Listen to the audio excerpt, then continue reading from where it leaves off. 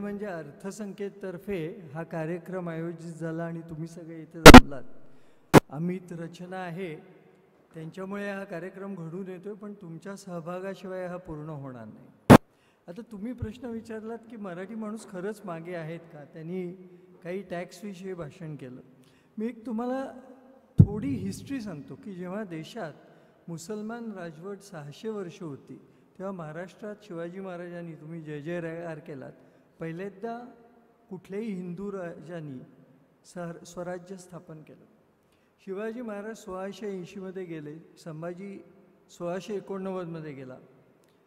तिथून पुढे तुम्ही जर बघितलं तर पहिली 7-8 वर्ष राजाराम, मग ताराबाई आणि मग शाहू महाराज आणि पेशवाईचा काळ. थोडक्यात म्हणजे काय, असा पिरियड आला की मराठी हा इतिहासात मराठ्यांचं वर्चस्वाचा 150 वर्षाचा काळ समजला जातो. म्हणजे आपण भारतातल्या 4/5 भागांवर राज्य करत होतो.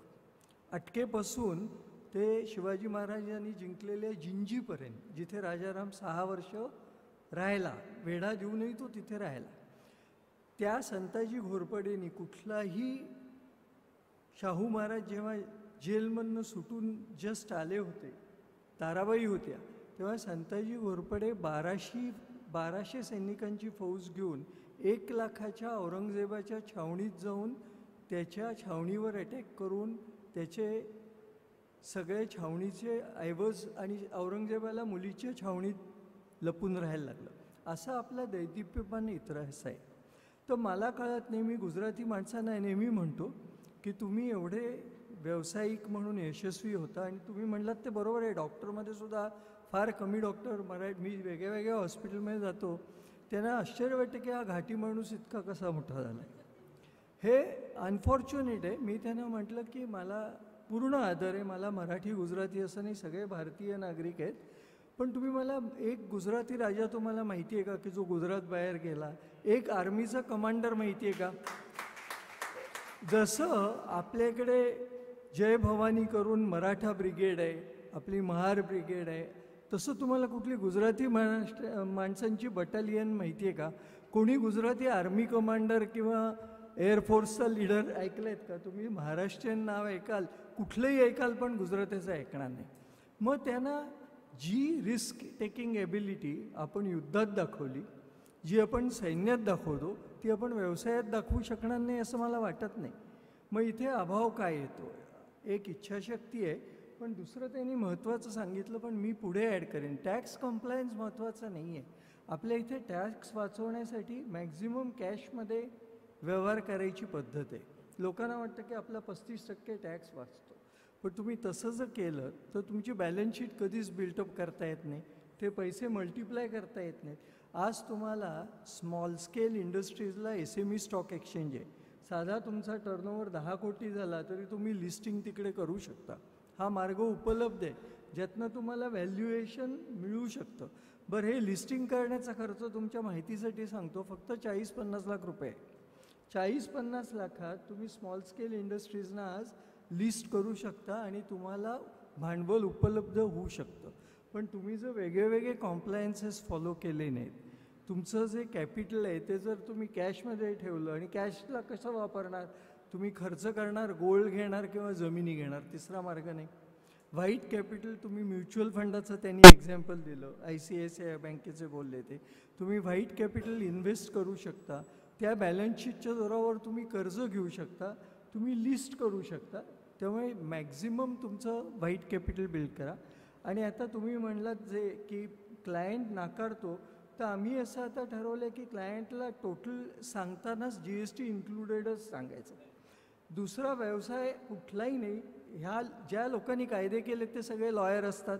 तुम्ही लॉयरकडे गेलात तर त्याच्यावर जबाबदारी नाही आहे तुमच्याकडनं टॅक्स वसूल करण्याची. ती जबाबदारी काय, लॉयरचं बिल तुम्ही भरा आणि त्याच्या वतीनीचा GST पण तुम्ही डिपॉझिट करा. पण तुम्ही जर इतर कुठल्याही प्रोफेशनमध्ये असाल, तुम्ही टूर ऑपरेटर असाल, तर तुम्ही ग्राहकांकडनं वसूल करणं आणि डिपॉझिट करणं ही दोन्ही जबाबदाऱ्या तुमच्यावर आहे. इतर सर्व व्यवसायांना त्या लागू पडतात. म्हणून मी असं सांगेन की मराठी माणूस मागे नाही आहे. आपण टॉपवर होतो, आपण टॉपवर परत येऊ शकतो, आपली मानसिकता बदलती आहे हे आपल्याला दिसतंच आहे. पण जर तुम्ही टॅक्स कॉम्प्लायन्सेस फॉलो केलेत, वेगळ्या वेगळ्या ठिकाणी ते म्हणले कर्ज उपलब्ध करून देतो, ही फॅक्ट आहे. आज कित्येक लोक असे बसलेले आहेत की ज्यांना कुठे इन्व्हेस्ट करायचे ह्याच्यासाठी ते चांगली व्हेकल शोधत आहेत. पण तुम्ही जेव्हा येऊन जाता बॅलन्स शीट की माझा ॲक्च्युअल टर्नओव्हर इथे 4.5 आहे पण ॲक्च्युली 12 आहे, ती मी वेगळी फाईल ठेवली आहे, तसं कोणी ॲक्सेप्ट करत नाही. त्या जीवावर तो इन्व्हेस्ट करू शकत नाही. तो म्हणतो ठीक आहे, तुझं 4.5 नाही ना 12 आहे ना, मी आत्ता 4.5नी व्हॅल्यू करतो, जर तुझा 12 झाला तर उरलेले पैसे देईन. म्हणजे तुम्ही अडकता, कारण ते मिळतील अशी गॅरंटी नसते. तर असे अनेक विचार आहेत. हे भाषणाची वेळ नाही आहे सर्व व्यवसायांवर बोलायला, पण मला असं वाटतं की तुम्ही जे करताय ते काम एवढं मोठं आहे की यातले पुढल्या आपल्या वार्षिक संमेलनाच्या वेळेला तुम्ही बघाल की 1 किंवा 2 तरी SME स्टॉक एक्सचेंजवर लिस्ट होणार. माझ्याकडे मराठी सिनेमा काढणारे प्रोड्युसर्स आहेत जे आता SME स्टॉक एक्सचेंज, त्यांना छावानी स्फूर्ती आली आहे की हा जर संभाजी महाराजांवरचा पिक्चर 500 कोटीचा धंदा करू शकतो तर मराठी पिक्चरचं बजेट 3 कोटीत काढून तो कोणी बघत नाही अशी स्थिती का? तर तेही आता प्रोड्युसर SMEमध्ये जायला लागलेत की जिथे त्यांना जर करण जोहर 2000 कोटीला त्याच्या ब्रँड विकू शकतो 50% स्टेकला, तर तुम्ही इमॅजिन करा की किती भांडवल उपलब्ध आहे. हे मी एवढ्याचसाठी सांगितलं. ह्याच्यात आपण मागे पडायचं काही कारण नाही. आपण हा देशभर राज्य केलेलं आहे, ते कुठेही नव्हते त्यावेळेला आपण त्यांच्यावर राज्य केलेलं आहे.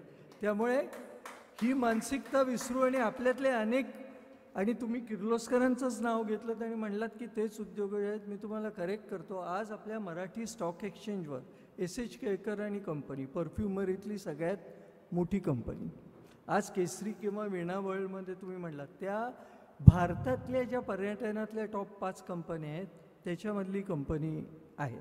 आज PN गाडगे ज्वेलर्स ही मराठी माणसाची 125 वर्ष जुनी नॅशनल स्टॉक एक्सचेंजवर लिस्टेड कंपनी आहे. त्यामुळे अनेक उद्योजक आता ह्या मार्गाकडे वळत आहे. त्यांना कळलं आहे की असं आपण जर मागे राहिलो तर कुठला तरी मलबार ज्वेलर्स किंवा कल्याण ज्वेलर अमिताभ बच्चनला घेऊन नुसतं काढत बसेल आणि जे पिढ्यानपिढ्या काम करणारे गाडगी आणि पेठे आहेत ते मागे पडतील. पण ही जाणीव त्यांना आता ऑलरेडी आलेली आहे आणि तुम्ही बघाल की अनेक कंपन्या रेग्युलर स्टॉक एक्सचेंजवर आता लिस्ट होते. धन्यवाद. थँक्यू. तुम्हाला एक कळलं आहे का की नुसतं डॉक्टर असून चालत नाही, तर बिझनेसमॅनसुद्धा असावं लागतं. आणि त्यासाठी सरांचं एकदा जोरदार टाळ्या वाजवा आपण स्वागत करूया. तुम्हाला ऐकल्यानंतर विचार पडला असेल ते डॉक्टर आहेत, इतिहास तज्ज्ञ आहेत, बॅलन्स शीटवरती बोलत आहेत, लिस्टिंगबद्दल बोलत नाही. ते किती आपल्याला व्यवसाय करत असताना किती त्या लेवलला पोहोचण्यासाठी काय काय गोष्टी माहीत असाव्या लागतात. नाही ते फार कमी बोलले आज. खरं तर ते सगळ्या विषयांवरती बोलू शकतात. आथाडे सरांनी पण तुम्ही बघितलं, मगाशी मार्गदर्शन केलं.